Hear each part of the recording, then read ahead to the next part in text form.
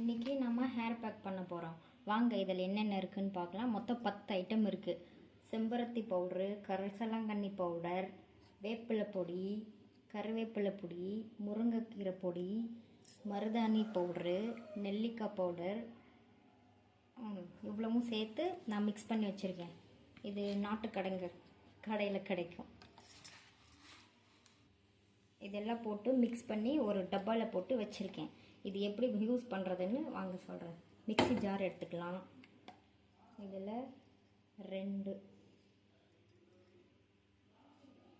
3 spoon போட்டுக்கிறேன். ஒரு lemon முழுசாக இது போகும்.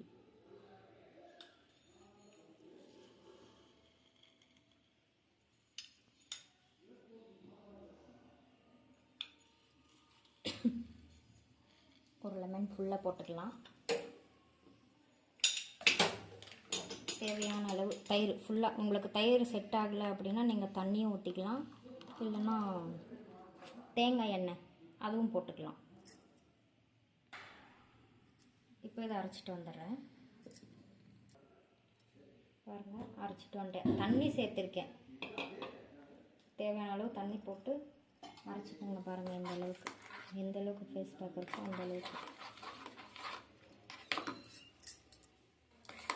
இப்போ இது ஒரு பவுலுக்கு மாற்றிக்கலாம்.